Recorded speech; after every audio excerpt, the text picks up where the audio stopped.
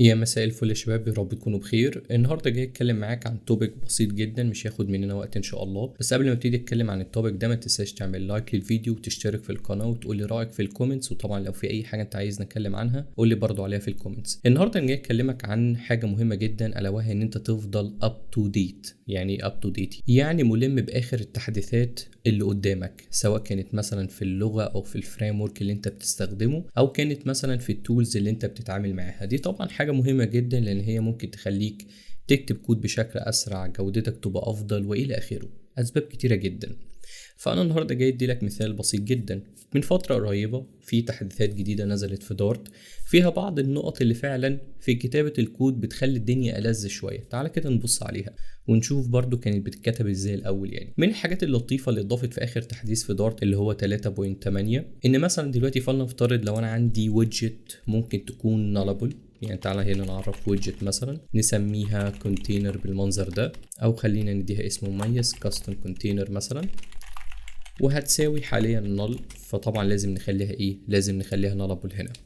فدلوقتي فلنفترض لاي سبب من الاسباب انا عايز احط الكونتينر دي جوه الكولوم بتاعي. الطرق العاديه طبعا كنت مضطر اعمل اف كونديشن واشوف دي نال ولا لا، وبعد كده لو كده احطها، لو مش موجوده خلاص هيطنش الموضوع.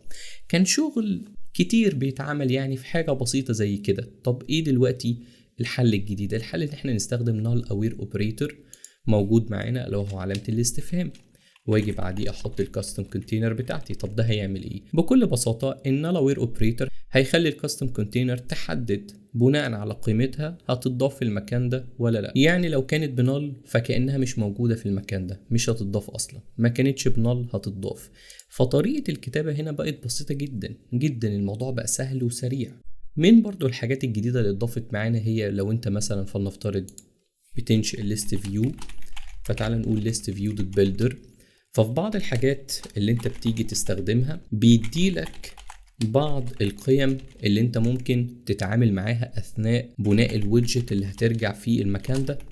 يعني لو مثلا بصيت معايا في الليست فيو، فانت عندك كول باك ايتم بيلدر بيديلك فيها حاجتين، بيديلك فيها الكونتكست، انا كتبته غلط هنا، وبيديلك فيها الاندكس.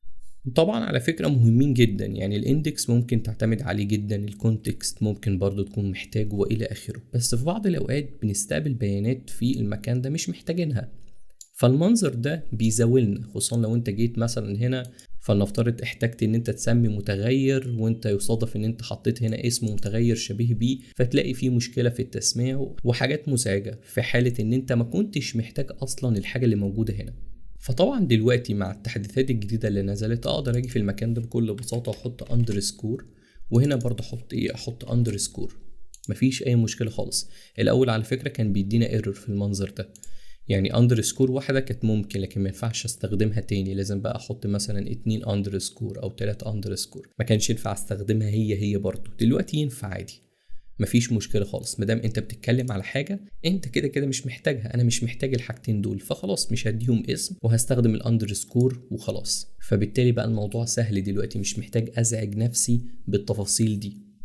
برضو من الحاجات اللطيفه اللي اتضافت مؤخرا في اخر برضو تحديث، ان انت مثلا ممكن تيجي في المكان ده لو هتعرف مثلا متغير، فنفترض var phone number، هتقول بيساوي مثلا المنظر ده. ففي بعض الاوقات احنا بنخزن ارقام رقميه كبيره، ما فيهاش مشكله على فكره، عادي خزناها وما فيش اي مشكله خالص، لكن كقرايه بتكون صعبه شويه. تمام، لو احنا عايزين نسهل الموضوع ده على نفسنا، فزي لما بتيجي تكتبها في ورقه وقلم انت بتعمل فواصل ما بين الارقام وبعض على حسب القيمه اللي انت بتخزنها دلوقتي بتتقسم ازاي. فهنا نفس الكلام، انا ممكن استخدم برضو الاندرسكور عشان اعمل فواصل ما بين الارقام وبعض، بحيث ان انا اقسمها بشكل لطيف يسمح لي ان انا اقراها اقراها بكل سهوله. فدي برضو من الحاجات اللطيفة. دي من الحاجات اللي اتضافت على فكرة في آخر تحديث. طبعا في حاجات اتضافت قبليهم كمان، يعني دارت اتعمل لها أكتر من تحديث في الفترات الأخيرة، مش ميجر تشينجز لكن إضافات لذيذة جدا بتسهل عليك الشغل بتاعك. من الحاجات مثلا اللي بلاحظ إن مش بيتم استخدامها نهائي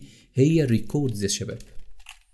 لو جيت هنا قلت مثلا فلنفترض ريكورد بيساوي، فده كده اسمه ريكورد. خلي بالك المنظر ده لو لاحظت منظر مميز شوية، ده ريكورد. يعني ايه ريكورد؟ ريكورد دي حاجة بتسمح لك ان انت تخزن اكتر من قيمة، مختلفة شوية عن موضوع المابس ومختلفة شوية عن موضوع الست والليست والكلام ده. لا، طريقة التخزين هنا بتنفعك في مثلا نقط زي لو انت عندك ميثود مثلا عايز ترجع اكتر من قيمة.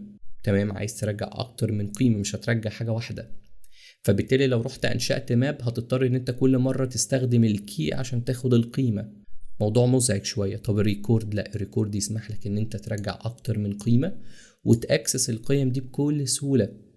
فممتاز. على فكرة في فيديو على التشانل بنتكلم فيه عن الريكوردز بالتفصيل. فمن الحاجات الممتازة واللي على فكرة لحد دلوقتي بلاقي شباب كتيرة جدا مش بتستخدمها، مع ان خلاص عدى عليها فترة. يعني الريكوردز هي بقت قديمة دلوقتي، ما بقتش جديدة اساسا، بس ده يبين لك قد ايه الشباب اساسا مش اب تو ديت. الشباب بتتعلم اللغة مرة وانتهى الحوار على كده، بتطنش كل التحديثات اللي بتضاف. فده طبعا شيء سيء. تمام، يفضل ما نعملش كده. خليك متابع دايما، سواء هتعمل لنا فولو مثلا وتشوف ايه اللي بنزله جديد، او تعمل لغيري، مش مشكله. المهم ان انت دايما تكون متابع ايه الجديد اللي بيحصل، لان ده بيأثر في جوده الكود بتاعك وبيخليك تكتب كود احسن من غيرك. فدي نقطه مهمه جدا. اتمنى تحاولوا تلتزموا بيها.